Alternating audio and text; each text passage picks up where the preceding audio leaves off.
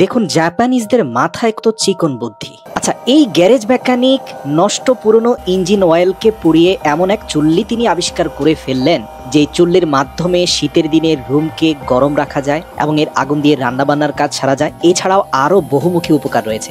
এত অসাধারণ ইউনিক একটা আবিষ্কার তিনি করলেন, অথচ এর জন্য মাসিক তার কোনো খরচ নেই। এই যে দেখুন পাশে যে চেম্বারটা থেকে কালো একটা বস্তু নিচে পড়তে দেখছেন, এটা হচ্ছে পুরনো গাড়ির ইঞ্জিন অয়েল, যেটা সাধারণত গ্যারেজগুলো ফেলে দিয়ে থাকে। যেহেতু যে কোনো ইঞ্জিন অয়েল, সেটা মোবিল হোক বা যে কোনো ধরনের ব্র্যান্ডেরই হোক না কেন, সেটা কিন্তু দাহ্য বস্তু, মানে আগুন ধরে। তো তিনি এটাকে ফেলে না দিয়ে খুবই অসাধারণ একটা আবিষ্কার করলেন। তো দেখুন ভিডিওতে আপনারা যে মিডল চেম্বারটা দেখতে পাচ্ছেন, এটা পুরোটাই ভারী ইস্পাতের তৈরি, যার নিচ দিয়ে একটি পাইপ সংযুক্ত রয়েছে, যে পাইপের মাধ্যমে তীব্র এয়ার প্রেসার যাবে। আর উপরের দিকে যে পাইপটা সংযুক্ত করা হয়েছে, সেখান দিয়ে পুরনো মোবিল সাপ্লাই দেওয়া হবে। নিচের যে অংশটাতে এয়ার প্রেসার যাবে, সেখানে একটা ইলেকট্রিক এয়ার প্রেসার মেশিন বসিয়ে দেওয়া হয়েছে। তিনি আবার ছোট একটা পুরনো মোবিলের ট্যাঙ্কি তৈরি করেছেন, যেটার মাধ্যমে টেপ চালিয়ে তিনি মোবিল কন্ট্রোল করতে পারবেন। খুব ভালোভাবে লক্ষ্য করলে আপনি দেখতে পাবেন চেম্বারের মধ্যখানে একটা পাইপ রয়েছে, যার ফাঁকে ফাঁকে ছোট ছোট ছিদ্র। এই পাইপটার সাথে নিচের এয়ার প্রেসার পাইপের কানেকশন রয়েছে। তো চেম্বারের ভিতরে যাওয়া মোবিলগুলোতে আগুন ধরিয়ে দেওয়ার জন্য একটা টিস্যু পেপারে আগুন জ্বালিয়ে সেই কালো পুরনো মোবিলের মধ্যে সেই টিস্যু পেপার ফেলে দেওয়া মাত্র সেখানে আগুন ধরে গেল। আর নিচ দিয়ে এয়ার প্রেসার মেশিনটাতে তীব্র বাতাসের ব্যাগ সৃষ্টি হওয়ার কারণে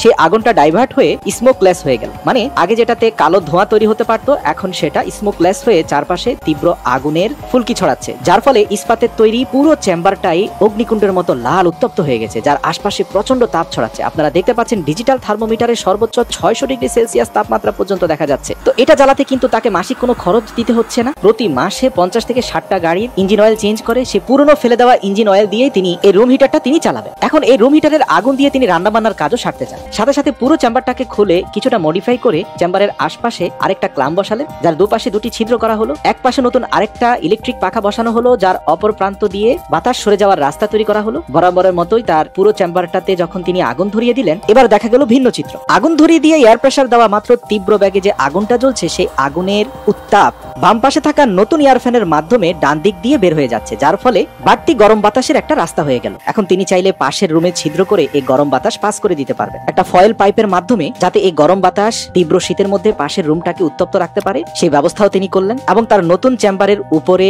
আরেকটা চুল্লি বসিয়ে সেখানের মধ্যে রান্নাবান্নার কাজ হচ্ছে। তো খুব ভালোভাবে লক্ষ্য করলে আপনি দেখতে পাবেন এই নতুন আবিষ্কারের ফলে নিজের রুমটা গরম থাকছে, পাশের রুমটাতে আবার গরম বাতাস সাপ্লাই দিচ্ছেন। এমনকি চুলায় তার দৈনন্দিন রান্নাবান্নাও হচ্ছে, যার কারণে মাসিক তাকে কোনো খরচ দিতে হচ্ছে না। সত্যি বলতে কি, আমরাও যদি হিংসা, বিদ্বেষ, মিথ্যা, ধোঁকাবাজি এসব বাদ দিয়ে আমাদের মস্তিষ্কটাকে একটু সৃজনশীল ভাবে পজিটিভ ওয়েতে চিন্তা করি, তাহলে আমরাও এমন কনস্ট্রাকটিভ জাতি হতে পারবো।